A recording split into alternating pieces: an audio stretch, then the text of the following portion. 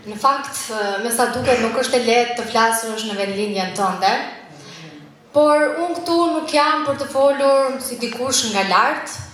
Unë këtu jam si një nga ju, jam për të folur troç, kam ardhur për të folur troç, siç flasim ne nga Korça, me nder, përgjegjësi dhe zemër.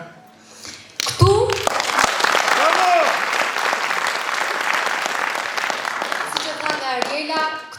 në një nga krahinat me pasuri historike, kulturore dhe dignitet, qytetarët e ndershëm, pikërisht qytetarët e ndershëm janë ata që po mbijetojnë.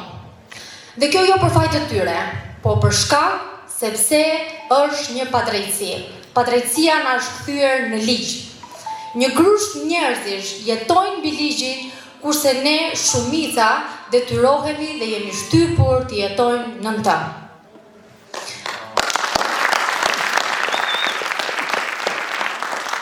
Na thonë duroni sepse kështu është sistemi. Por ky na qënë kërka sistem i kalbur. Ky na qënë kërka sistem që është ngritur mbi frikën, heshtjen dhe nënshtrimin. Na thonë zgjidhni, duhet të zgjidhni, ose duhet të heshni, ose humbni. Çfarë mund të humbasim më? Ne tashmë nuk kemi çfarë të humbasim. Ndaj ne kemi vendosur të flasim, ndaj ne kemi vendosur të ngrihemi dhe të kërkojmë llogari. Ne sot kërkojmë pagë minimale që na mundson një jetë me dinjitet. Ne sot kërkojmë minimumi etik, që ta zhbëjmë një herë e mirë varfërinë që na ndjek nga mbrapa si dënim nga brezi në brez. Ne sot kërkojmë shëndetësi, po jo atë shëndetësi e cila lyp dhe blen shpresën dyerve të spitaleve.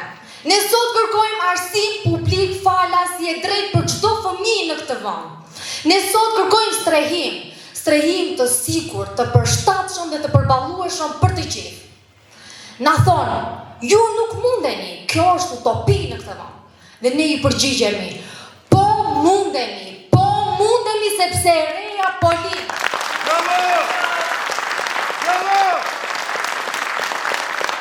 Mundemi, ereja po lind dhe ereja ka filluar të flas në Maliq, aty ku bujku nuk kërkon më fjalë, aty ku bujku kërkon politika të cilat e mbrojnë.